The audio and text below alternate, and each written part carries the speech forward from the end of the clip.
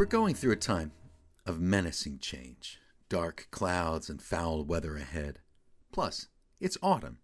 With Halloween coming, I'm reminded of a witch story from the Odyssey.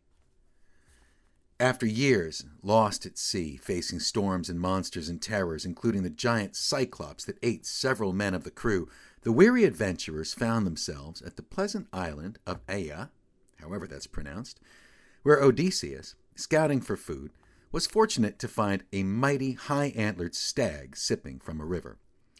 He speared the buck and brought it back to the ship, where he and his grateful crew feasted on venison. Then some of his sailors ventured forth to explore the island, following a path through the forest, and they found themselves in a clearing, surrounded by a mixed pack of lions and wolves who closed in on them. But these predators didn't attack.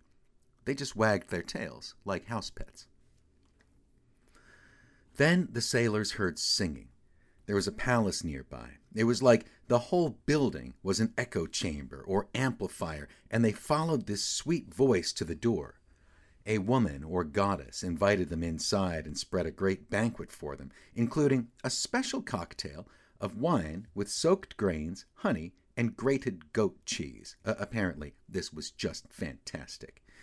While they drank this, their host circled around like playing duck, duck, goose, and she tapped each one of them on the head, then led them like ducklings into a little enclosure. Then they realized, to their horror, that they had not been transformed into ducks. They'd been turned into pigs. One guy who'd stayed outside the castle to keep watch saw her leading these pigs out and recognized them as the crew. They had bristles and snouts and pot bellies, but he could tell that they also had human consciousness. Maybe because they were walking funny, self-conscious about those ridiculous curly tails. He ran back and told Odysseus, who stormed off to rescue his men. On his way, he was met by the messenger god Hermes, who gave him a root to chew on that would counter the effects of the sorceress's magic. When Odysseus arrived, the enchantress wined and dined him, tapped him on the head, but he just continued eating and drinking, and since it's Odysseus, I assume he was also talking very eloquently about himself. Circe was so impressed by this guy, the first man ever to pass this test, that she proposed they try an experiment of trusting each other. So she led him to her private chamber, whatever, saxophone solo and fade to the next scene. She summoned nymphs to bathe and oil him and set out more food and wine, since no one could ever resist wanting to feed Odysseus. And Odysseus is never one to turn down a free meal, but in all of his travels, this one time he refuses to feast, saying he can't eat while his men are trapped in pig pens. And the enchantress is so saddened by the sight of Odysseus at a table surrounded by food and yet with no appetite, she really wanted to watch him eat. Everybody wanted to watch him eat. He was the most epic eating champion in the ancient world, but also with excellent table manners. It was quite a show. So Circe went to the pig pen and not only restored their human forms, but made his sailors younger, taller, and handsomer than they had been before. The Circe story can easily be reduced to a simple fable in which the sailors are already hogs, driven by appetite, and she merely externalizes their inner piggishness. But this doesn't fit quite right in its ancient context, since the men were invited. Actually, the real breach of etiquette, the rudest thing they could do, would have been to refuse offered food. It's also unclear what she intends to do with these pigs, whether or not they will be eaten, and also, for that matter, whether the magnificent stag Odysseus hunted when they landed was the unfortunate transformed hero of some earlier episode. But whatever she intended to do, whether she intended to eat them or not, and whether the transformation to swine was a change for the better or worse, we can see that she also wants to feed this shipwrecked sailor, Odysseus, even to the point that this turns out to be her weakness, giving this mortal an advantage over a goddess, and she restores his crew because she wants to take care of this guy. The Roman author Plutarch wrote a dialogue in his book Moralia, expanding on the scene of Odysseus refusing to eat. As Odysseus lounges with Circe, he requests that any former Greek men in her menagerie should be changed back into their human form so that he can win great honor by bringing them home, and never mind for a moment his decade of failure to bring anyone home so far. She asks him if they would actually be happy about this, and offers to give one of the animals the power to speak for himself. She even leaves the room so that she can't be accused of influencing the speaker.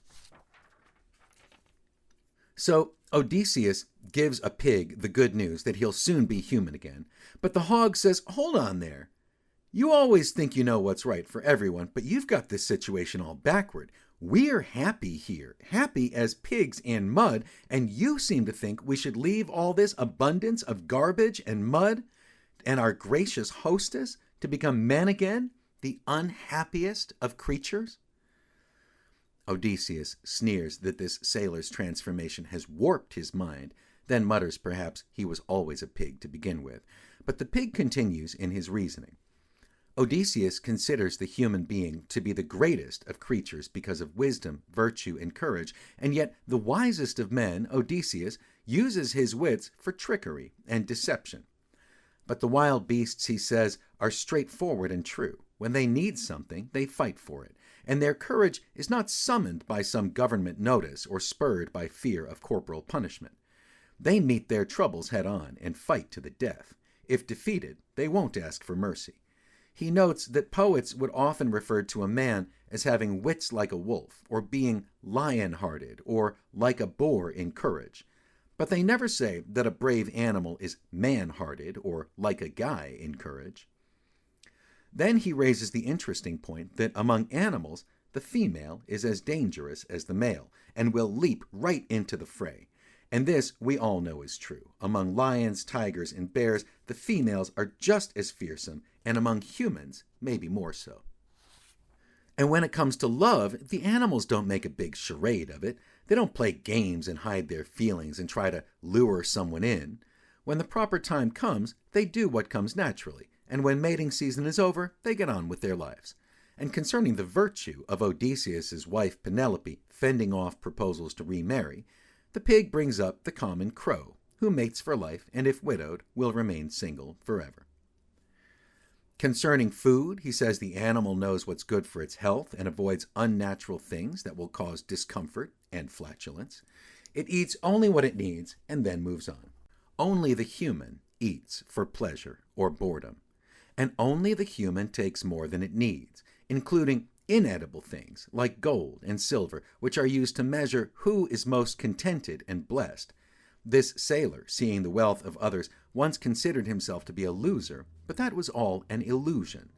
Now that he's a pig, he sees no difference between gold and any other rock. It doesn't smell like food, so it's useless.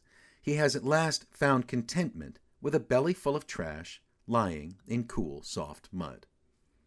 Odysseus goes on, he really does his best, finally arguing that people are superior because only humans have knowledge of the gods.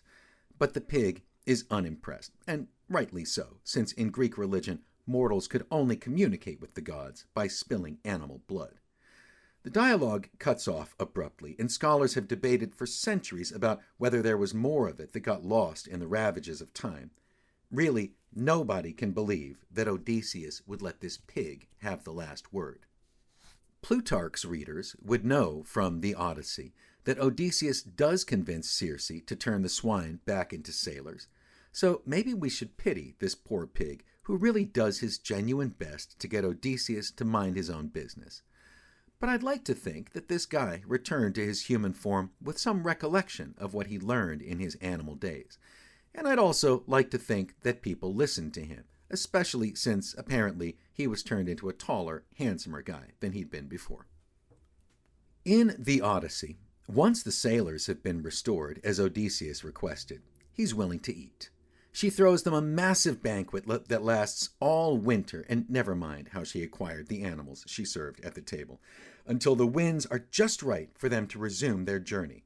She even gives them instructions and sends a breeze to help them reach the land of the dead, To get further advice from those who've already passed on, and more important, she explains how to get back from the underworld.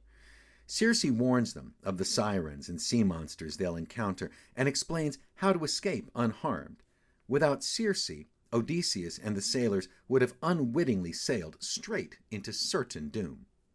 In her book-length study of Circe, Judith Yarnall writes that this goddess has, quote, the power to reduce a man to squealing, rooting helplessness, or to inspire him to range beyond his former boundaries, to find his soul's direction in the midst of chaos.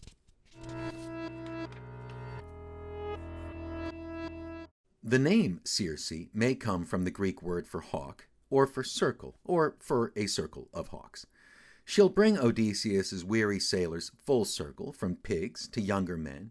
They've been 10 years at war and many years at sea, so they're all middle-aged, and a tune-up on this enchanted island means that they're getting a partial refund on all of the wear and tear of war and rough waters and lost years. She'll also assist Odysseus in his return to Ithaca, coming full circle.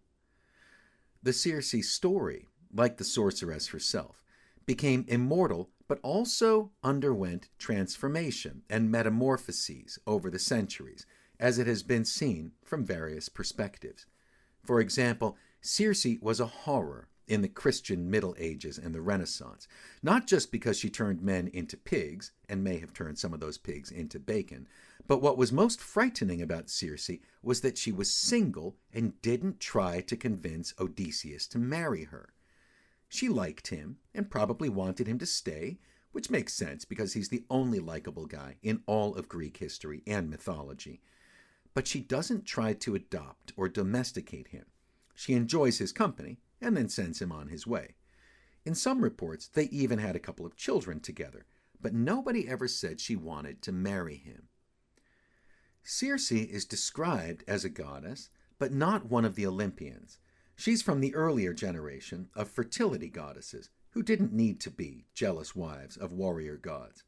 Her independence doesn't fit well into Greek or Christian values, so she really has to be classified as something other, the witch.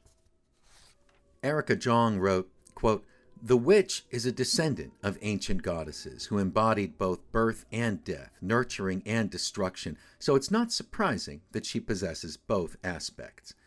But when religions decay and gods are replaced, there is a consistent dynamic. The gods of the old religions become the devils of the new. The symbols remain, but their values are reversed. The snake, sacred to the goddess, becomes the incarnation of evil in the book of Genesis, and the first female Eve goes from being a life-giver to a death-bringer. Good and evil are reversed. This is the way the politics of religion works."